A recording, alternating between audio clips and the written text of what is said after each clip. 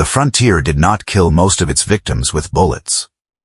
It killed them with silence, cold, and the slow collapse of everything they believed about themselves. You have seen it 1,000 times. John Wayne, jaw set like granite, riding tall against a burning Arizona sky. The frontier as romance. As theater.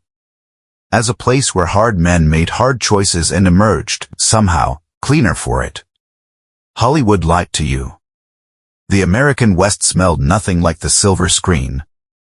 It smelled of unwashed wool soaked through with 3 weeks of trail sweat, of oxen blood drying black in August heat, of wood smoke and gangrene and the particular sweetness of a wound that has already turned. The men and women who pushed into that wilderness did not ride toward destiny with a clean rifle and a confident squint. They shuffled. They rationed. They prayed. And when prayer failed, they made decisions so far outside the boundaries of civilized thought that we have spent 150 years pretending those decisions were never made at all.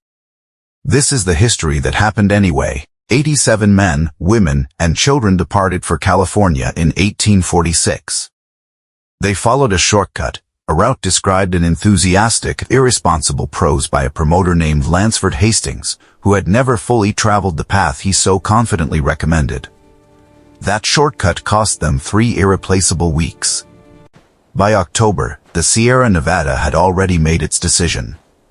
Snow dropped several feet in a matter of days, sealing every pass with a wall of white that no wagon could breach.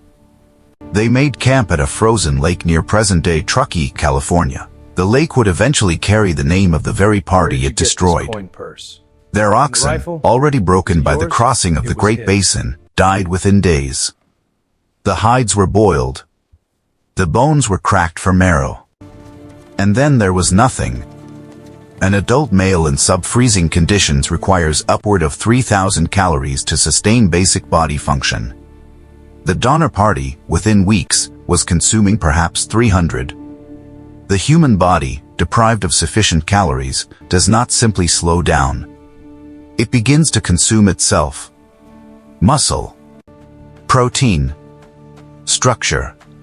Men who had driven teams of oxen across 2,000 miles of continent found themselves too weak to stand. Children became still. The very old and the very young died first. What happened next was not debated in the history books with the honesty it deserves. The survivors left accounts, fragmentary, painful, written in the careful language of people describing the unthinkable. The decision was not made without prayer. Not without grief. But it was made. Because the alternative was the death of every remaining soul. Of the 87 who began, 47 survived. Many lived for decades afterward. Raised families. Attended church on Sunday mornings. But not one of them ever fully left that mountain. It lived behind their eyes for the rest of their lives. The Donner Party was tragedy. What Alfred Packer did was something else entirely. In November of 1873, Packer joined a prospecting party bound for the gold country near Breckenridge, Colorado. The San Juan Mountains stood between them and their fortune. The Ute guides read the sky and the snowpack with the expertise of generations and gave their advice without ambiguity: do not proceed. Wait for spring. 19 men listened. They made camp. Packer and 5 others did not listen. The 5 men who followed Alfred Packer into those mountains were Israel Swan, age 55 and already weakened by the journey, James Humphrey, Frank Miller, Wilson Bell, and George Noon, the youngest, barely 19 years old. They carried inadequate provisions. They were not experienced in high-altitude winter travel. And they placed their trust in a guide whose primary qualification was his own confidence. What happened over the next 60 days, we know only in fragments. The food ran out. The cold was absolute. The snow did not stop. On a gray April morning in 1874, Alfred Packer walked alone into the Los Pinos Indian Agency in Colorado.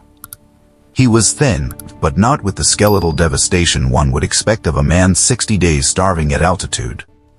His hands were steady, and his pockets held a significant amount of cash, including money that had belonged to Israel Swan. He told a story.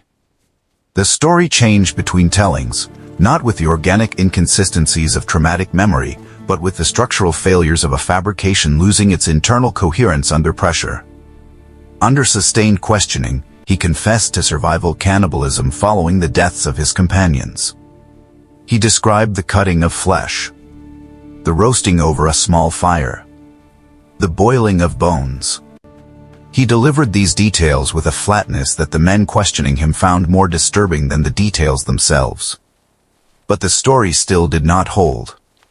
That summer, an illustrator traveling through the area stumbled upon what the official search party had failed to find: the remains of 5 men in a shallow depression near the Gunnison River. The scene bore the unmistakable evidence of extreme violence. Blunt force trauma to the skulls, deep incised wounds consistent with a large blade, and on at least 2 of the bodies, wounds that the examining physician described as defensive. Wounds sustained by men trying to protect themselves from an attacker. These men had not died of starvation and then been consumed. They had been killed. Alfred Packer was convicted of murder. Sentenced to hang, the sentence later commuted on a legal technicality. He served 18 years.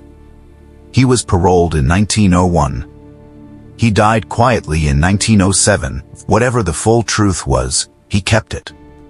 Packer was not unique. He was simply documented. The vastness of the American West meant that most of what happened in its mountains and deserts happened without witnesses, without record, and without consequence. A prospecting party that vanished in December was assumed to have been taken by weather. No one went looking until spring. And by spring, the evidence of what had truly occurred was often scattered or gone. The frontier did not create monsters. It created conditions in which the threshold separating a civilized man from his most primal biological imperatives were systematically dismantled, by cold, by hunger, by isolation, by the simple and relentless mathematics of a body running out of fuel in a landscape that felt no obligation to sustain the people who had, uninvited, entered it.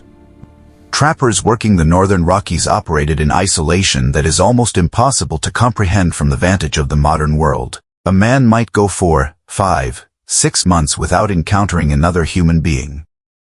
His caloric intake depended entirely on his success as a hunter, and hunting in a mountain winter is a highly variable enterprise. The accounts that survive, in journals, in trading post records, in the memoirs of men who lived long enough to write honestly, include, with some regularity, references that their authors approach with euphemism and prayer, but which leave little room for alternate interpretation. They were doing what human beings do when the alternative is death. We have built a mythology around the American West that serves a purpose. It gives us heroes. A creation story forged in courage and hardship. A national identity rooted in the will to push past every horizon, every boundary, every civilized constraint.